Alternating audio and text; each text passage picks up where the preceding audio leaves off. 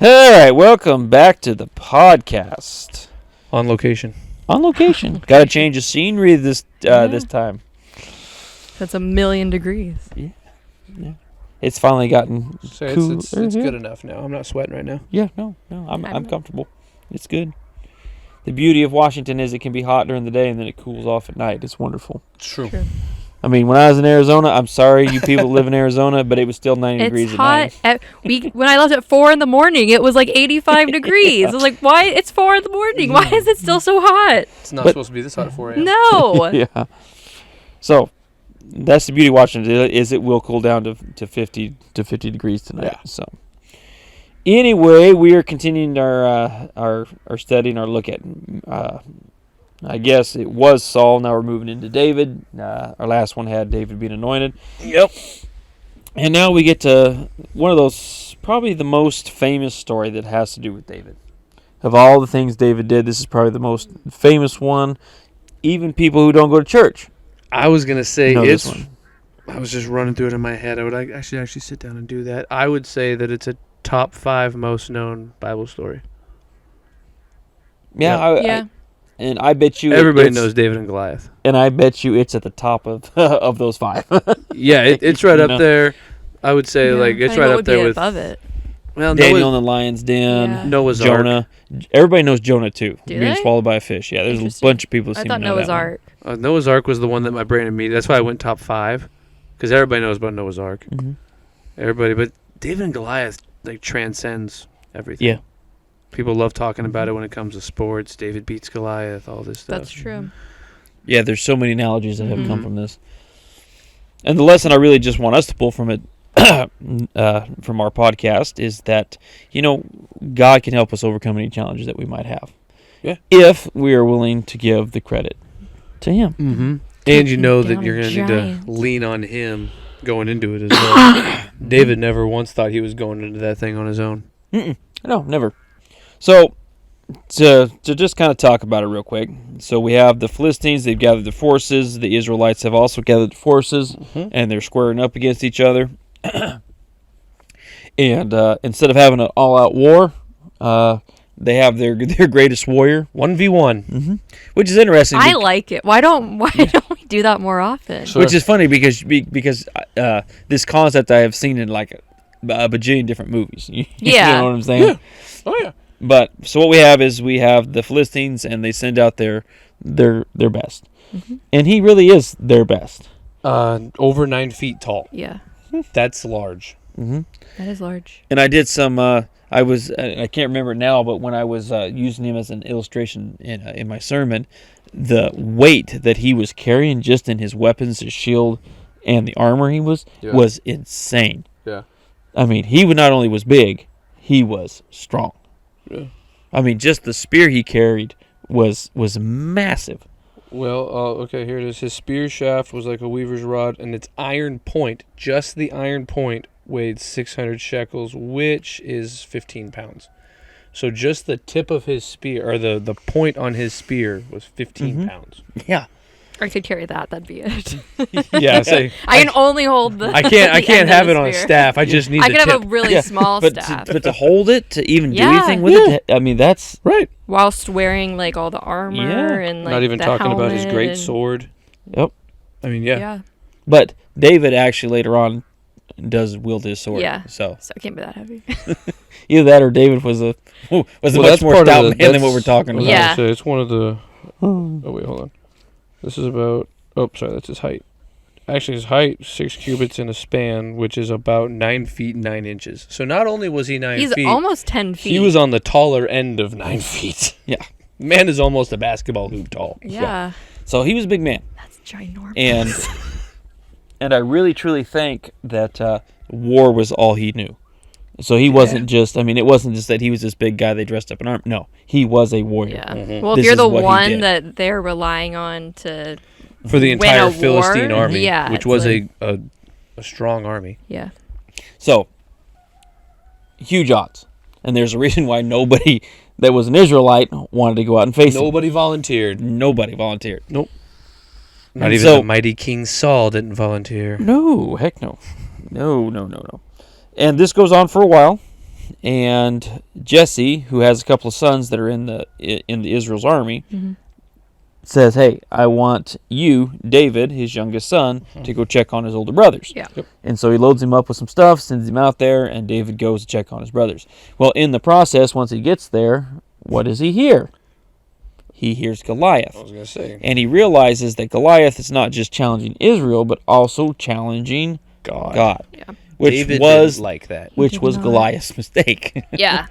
Listen, you can talk bad about the Israelites Yeah. all you want, but And you can be 10 feet tall, but you're still not as big as God. no. So, No. and when David heard this, he understood this concept. And so immediately he's like, why is there nobody fighting him? Right here, verse 26. David asked the men standing near him, "What will be done for the man who kills this Philistine?"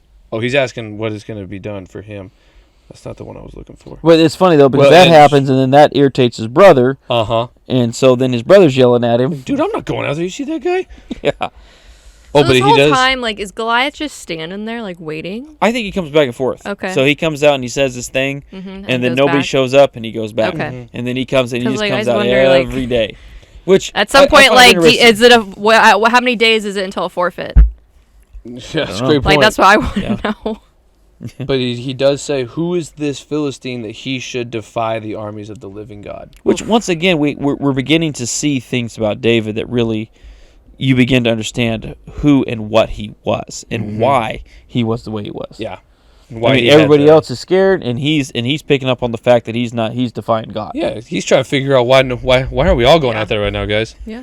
That guy is talking bad about God right now. That's not okay. Yeah, so we're good to go because Yeah. we got God on our side. Uh-huh. So as the story unfolds, Saul hears about this. Saul the king hears about this, realizes that David's asking about this, and so he brings David in. David says, in a roundabout, very Reader Digest version here, that he'll fight the giant. Yeah. And Saul got tries. it. Yeah, Saul tries to give him his armor and his sword. Of course, they're too heavy. Didn't fit. They're too big. They don't fit. And so he says, "This is not going to work for me." I think you also have to take into effect thought there too that I think Saul and Jonathan were about the only ones in that army that actually had a sword. Everybody else was just they were farmers, Right. and so they had pitchforks and things like that. Yeah. For one, the Philistines wouldn't let them. Correct. When they were in captivity, they weren't allowed to build weapons for that reason. Which Right. is So- smart. Uh-huh. So they had to go to the Philistines at certain places to get their stuff sharpened. Yep. So they were not letting them build. So you have to take that into effect too. Yeah. And Something to so- consider. But then I love when Saul originally tells him, "You're not going out there," and David says, "I've been keeping sheep. When a lion or bear came and carried off a sheep from the flock, I went after it and struck it and rescued the sheep. And when it turned on me, I seized it by its hair, struck it, and killed it. Your servant has killed both the lion and the bear, and this uncircumcised Philistine will be like one of them, because he has defiled the armies of the living God. And the Lord who rescued me from the paw of the lion and the paw of the bear will rescue me from the hand of the Philistine." He never once thought that he was going to go do anything. Yeah. No. He knew he knew who was on his side. But he knew. But it's the same thing. Like he's telling Saul, he's like, "Listen, I'm going to go out there because that guy's talking bad about God. Yeah. God's with me. I'm going to smoke this dude." Yeah, don't worry about it. I don't need armor for that. But then too, I mean, I look at it. I really do think David took a superior weapon. Yeah, he had a ranged weapon. I mean, he really did. For what he was doing, it was the perfect weapon. Yeah. I mean, If he would have gotten within striking distance, Goliath would have wiped. Listen, Goliath would have just backhanded him. He would have gone flying. It was like cartoons. Yeah, but because of the weapon he did choose, it did give him a chance. Yeah. Now, I Yeah. don't think that Goliath understood or didn't think that David was that accurate. There we go. Correct. That's the Well, word I I'm also looking think he for. was just so prideful anyway. Nothing I is- don't think it would have mattered what he came out He with. had never been defeated. Yeah. But I mean, if David took down a bear and a lion, Yeah. Oh yeah, listen.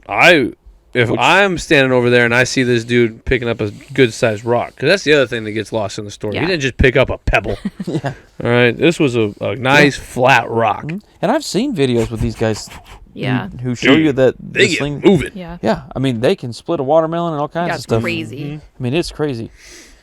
So anyway, Yeah. David says, "No, I got my choice of weapons. I'm taking this one." Yep. And now, truly, I believe that God was the one that helped him aim, and of course, that was all part of it. Yeah. He took a slingshot. I don't know if we ever said Yeah. that. Yes, the slingshot. Not to be confused with your standard today. No, it was No. 2 leather straps with kind of like a patch in the middle. Yeah. Mhm. And they like swing it Swing around. to and build then- that momentum. Yeah. And, And and if you haven't seen how deadly accurate they are, They're- YouTube that. Yeah. YouTube it because Yes. people can It's crazy. YouTube that. There are some snipers. And I like it, and this is part of the story that I really do like when he goes out to face Goliath. Yep.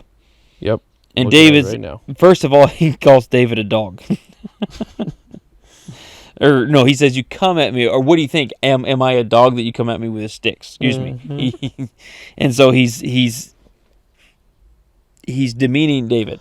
Oh, he's trash talking him. Come Yeah. here, I'll give your flesh to the birds and the wild animals, is what he told David.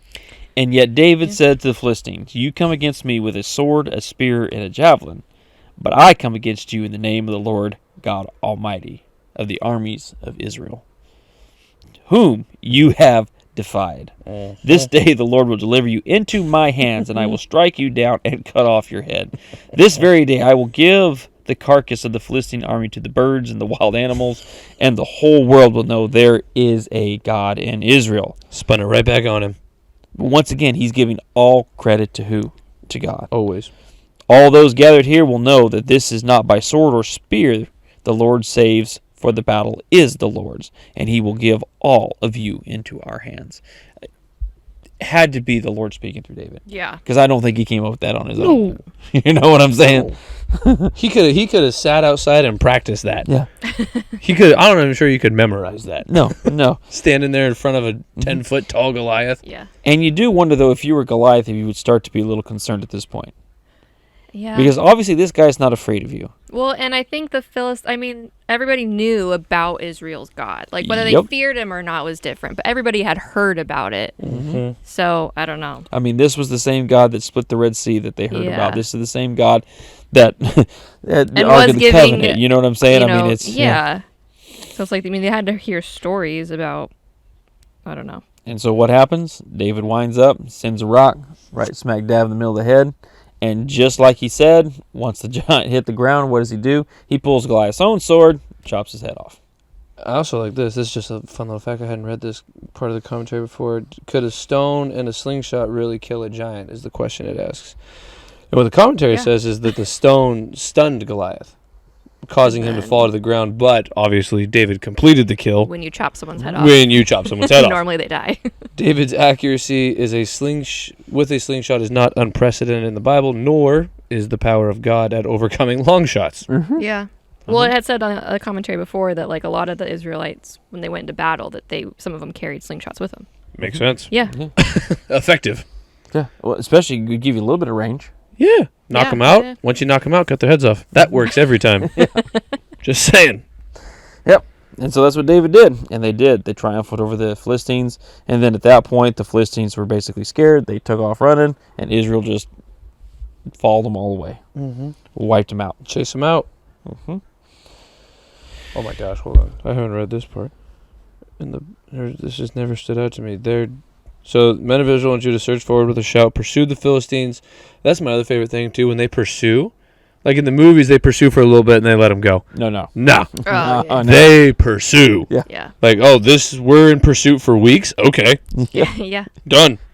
And they hunt them all down, all of them. The men of Israel just forward, pursue the Philistines to the entrance of Gath and to the gates of Ekron. Their dead were strewn along the Sharaim road to Gath and Ekron, So they basically chased them all the way back to their own cities.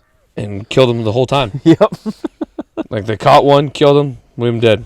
Catch the other. They caught them Keep going. all. Yeah. And then when they returned from chasing the Philistines, then they plundered the camp. There was a bigger dude that's like, you guys got him. I'm gonna stay here and plunder their camp. Divide and conquer. I watched the camp. Yeah. Some might come back here. Somebody's got to stay here. I got it. Great story, Yes. and I would venture to say it is probably my kids' favorite story. If you ask them what story you want me to read them, they'll tell you David and Goliath every time. And I want to read David and Goliath. And once again, every time I read it, though, it just reminds me of the power that God has, especially when He's on your side. You know what I'm saying? And there's no challenge that He'll set in front of you that He can't overcome, even if it is killing a giant in David's thing. Mm-hmm. I'm not sure we have a lot of giants to kill, but No, but if they we come do have forth, challenges in our life. get my slingshot. But we do have Goliaths in our life that we do have to overcome. Absolutely. And that can be a myriad of different things. Mm-hmm. Addictions, whatever. Mhm. There are Goliaths in our lives. Oh, yeah. And we have to understand that God is the only one that can help us overcome those. Correct. You But can't do it on your You own. have to do like David and give the battle to the Lord. Mm-hmm. All right, well, I hope you guys have a wonderful week. We'll see you next time.